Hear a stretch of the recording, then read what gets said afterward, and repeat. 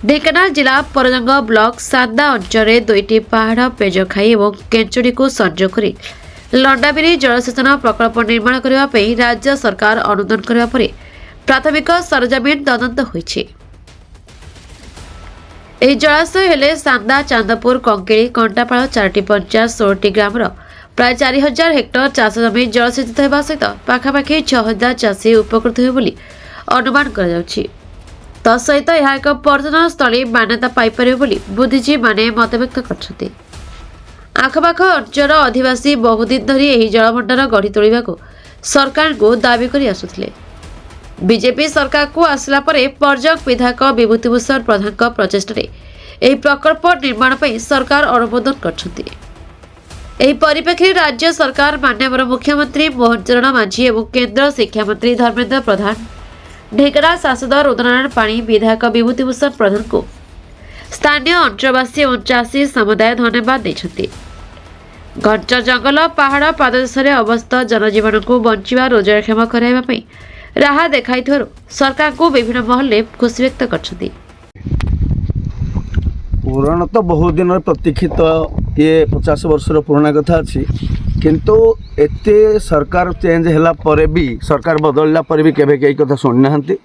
ये मान्यवर आमर लोकप्रिय विधायक विभूतिभूषण प्रधान को प्रचेष्टा एवं मुख्यमंत्री को डायरेक्ट अनुमोदन आनिबारे जदि कार सीधा हाथ थाए से अप्रतिद्वंदी नेता विभूतिभूषण प्रधान से जोगे आज मान्यवर केंद्रमंत्री श्रीयुत धर्मेंद्र प्रधान, मान्यवर मुख्यमंत्री मोहन चरण माझी, मान्यवर लोकसभा सांसद मान्यवर रुद्रनारायण पाणी को अशेष अशेष धन्यवाद। चांदपुर अच्छा आज जो चेक डैम निर्माण होता केते चाषी उपकृत है आ केते दिन दाबी थी ये आज्ञा 50 वर्ष पूर्वर दाबी थिला।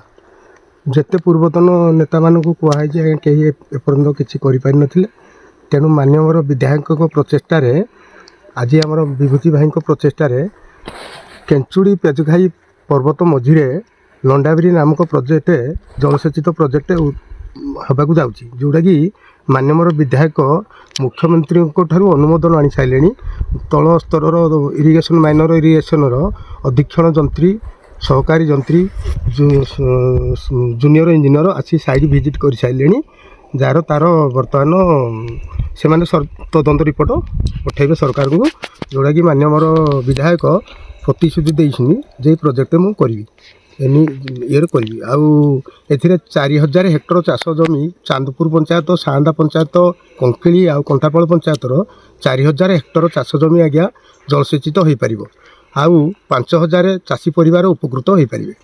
आउ यही प्रोजेक्ट हेले पर्यटन स्थल भी विकास हम, जोटा कि पर्यटन माने आसवाई बहुत भल परिवेश होती आज्ञा, पर्यटन माने भी आसपारे।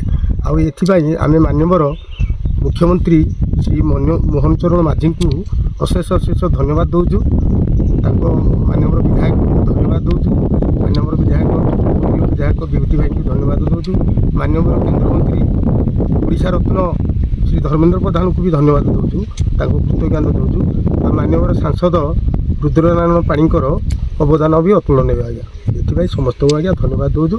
आपण मान भी जहाँ ये आसी परीक्षा सहयोग कर प्रोजेक्ट हो कि माँ नंदागिरी नाम नामित हो, ये आपण मान अशेष धन्यवाद। जहाँ आपण मैंने आसिक पाद पकई जंगल पहाड़ में धन्यवाद आपण।